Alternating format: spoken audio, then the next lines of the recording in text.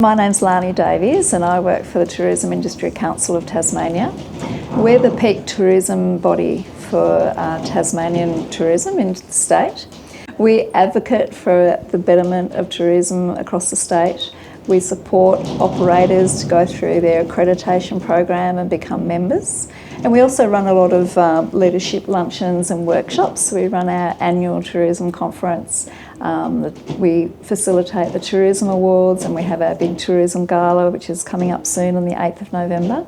And so we also run a emissions reduction campaign and program as well, along with the Tassie Ambassador program, which is why I'm here on King Island. So it's a free online program that participants can do. So it aims to educate people more about the tourism industry in Tasmania.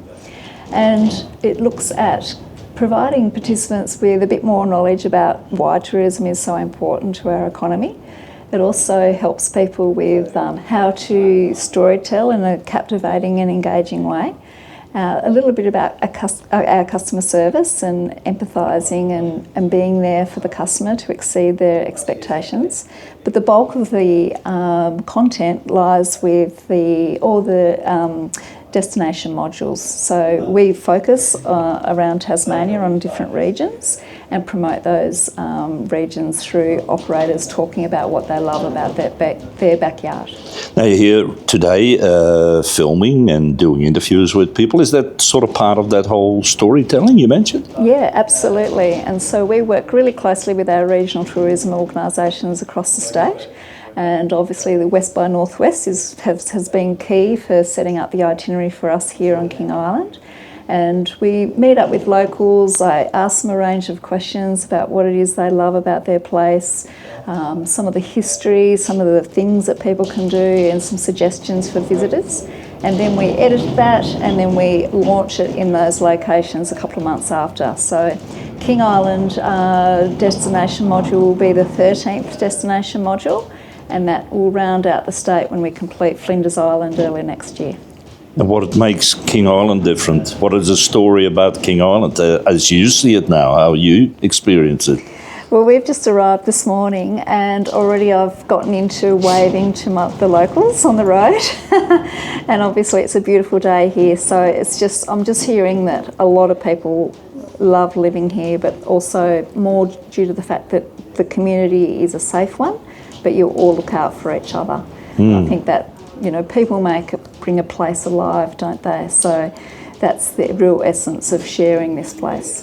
Is the storytelling often also like a wake-up call? Because when you live in a place for a long time, you sort of miss or you don't see things anymore that an outsider says, wow, what is this? So is it also crucial for yourself as a tourism operator to keep thinking in terms of the storytelling? Absolutely.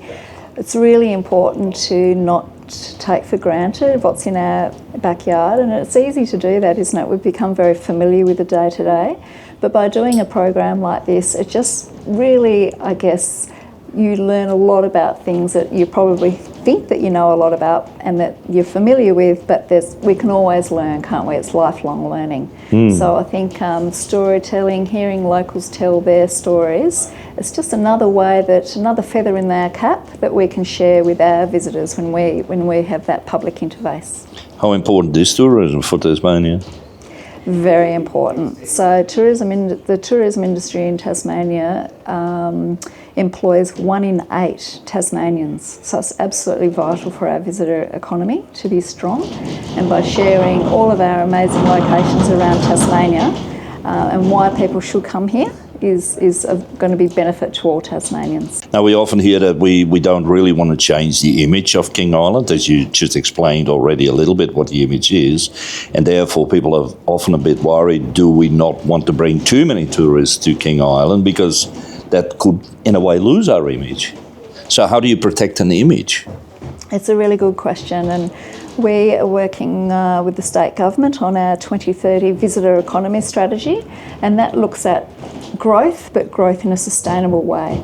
And it's looking at how we can make a positive impact through tourism. So the very thing that's not going to compromise the destination that people want to come to in the first place. So it's going through our accreditation. You can look at your emissions, go through the proper planning protocols through council, just doing everything the right way and doing it in a positive way to limit our impact. Even being a great place and people have to come here, there's always work to be done. Always work to be done, yeah, that's right. And I think it's all about that collaboration. I think in Tasmania too that we're very fortunate that for us, TICT, it's a peak industry body. It works very closely with government. We work very closely with Tourism Tasmania, which is the marketing arm. We work really closely with the regional tourism organisations. So we're all working for that one goal, and that's being that collaborative process is really important.